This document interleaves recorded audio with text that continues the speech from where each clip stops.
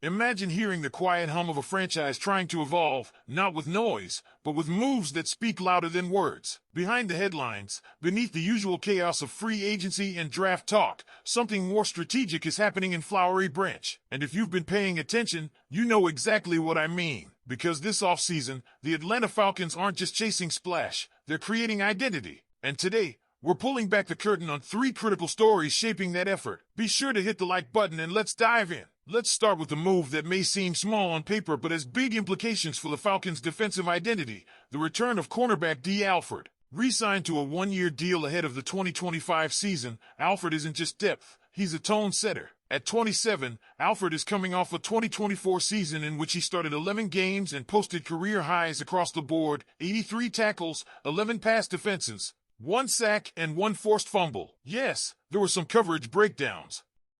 But the Falcons clearly aren't focused solely on the stat sheet. They're valuing grit, resilience. Alford's journey, from going undrafted in 2020 to winning a CFL Grey Cup to earning his spot in his hometown team's secondary, screams of one thing: perseverance.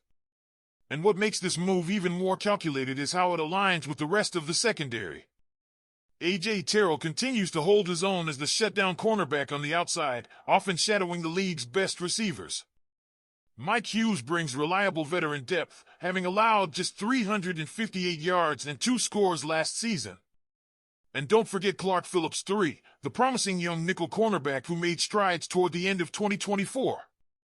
Bringing Alford back doesn't just provide familiarity. It sharpens the competition. With safeties like Jesse Bates III and Justin Simmons blocking the deep field, this secondary is suddenly rich in flexibility and experience. The kind that could anchor a top-tier unit if all goes well. And make no mistake, this wasn't just a roster maintenance decision. This re-signing fits into a broader, more intentional vision from head coach Raheem Morris and team owner Arthur Blank. Instead of overhauling the defense with flashy names and quick fixes, Morris and Blank are placing their bets on internal growth, development, continuity. And with Jeff Ulbrich stepping in to lead the defensive scheme, that philosophy now has a voice. Ulbrich's job is to extract more from what's already in the building, particularly in areas like pass rush and run discipline. And that's why Alford's return matters. It provides a known commodity, a worker with proven chemistry and a clear understanding of the system. You don't get that from a free agent flyer. Now, zooming out a bit, there's another layer to all of this that fans can't afford to ignore: the situation with quarterback Kirk Cousins. Yes, you heard that right, Cousins. The storyline that won't go away because it refuses to be resolved. According to Bleacher Report's James Palmer, the Cleveland Browns remain the most likely destination if Atlanta hopes to trade Cousins this offseason. For a while, the Pittsburgh Steelers looked like a sneaky suitor. But that window appears closed. Palmer explained that Arthur Smith, yes, the former Falcons head coach now in Pittsburgh, still has strong ties inside the Atlanta facility and quickly got the real scoop on Cousins' status. That information, reportedly, helped the Steelers move on. But here's the kicker: that might leave Cleveland as the only realistic option left. And if the Browns pass, the Falcons could be looking at carrying the league's most expensive backup quarterback into the 2025 season. That's a serious cap commitment. And it raises the stakes for a front office that's trying to build smart, not reckless. If Cousins stays, how do you manage that presence behind whoever's starting? If he goes, what's the return? The situation is murky and loaded with implications for how the Falcons allocate resources moving forward. Meanwhile, don't forget what's happening in the trenches.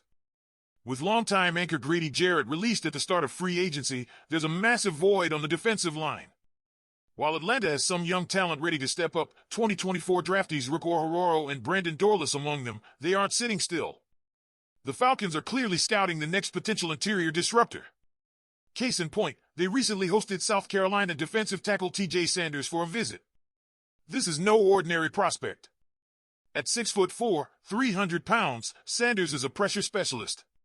He's put up 10 sacks and 35 QB hurries over the last 2 seasons. His quickness and pass-rushing motor are elite. But scouts say he still needs to bulk up and refine his technique against the run.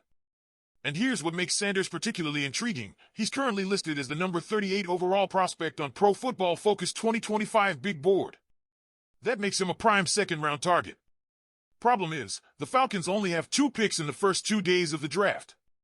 If they want Sanders or any other impact front 7 defender, they'll have to be precise, efficient, and aggressive. So now, Falcons fans, I want to hear from you. What do you make of the team's direction? Are you encouraged by the internal investments like D. Alford's return?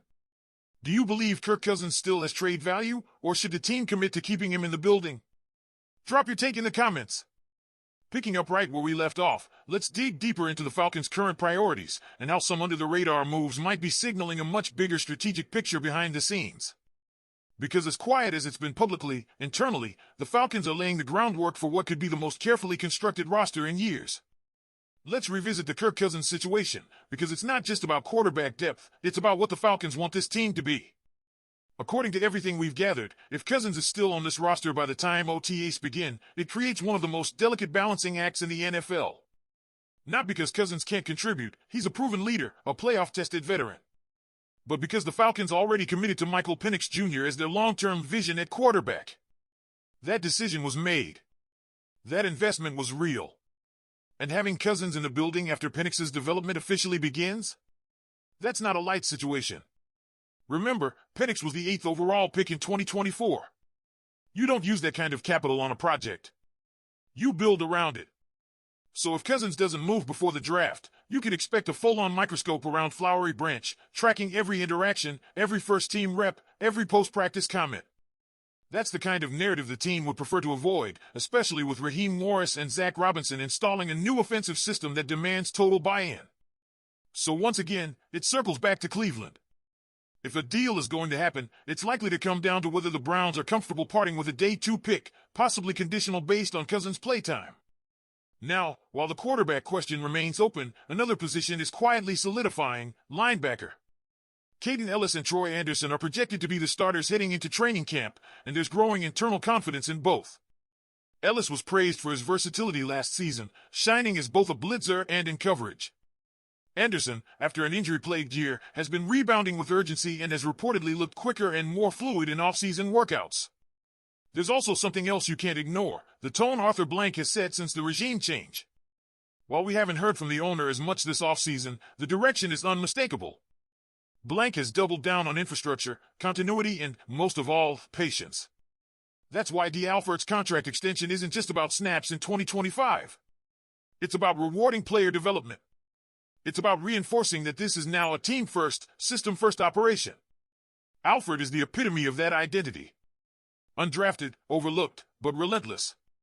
And clearly, that kind of DNA is becoming a requirement. So now we really want to know, what are your thoughts on all this? Do you think new signing D. Alford is being undervalued by the national media? Should the Falcons be all in on trading Kirk Cousins, even if it means a weaker return? And what do you think of their muted interest in T.J. Sanders, smart long play, or sign of uncertainty on the D-line? Leave your comments below, we're reading them all. And hey, if you enjoy these in-depth updates and want more behind-the-scenes analysis from inside the Flowery Branch, be sure to hit that like button, subscribe to the channel, and go Falcons!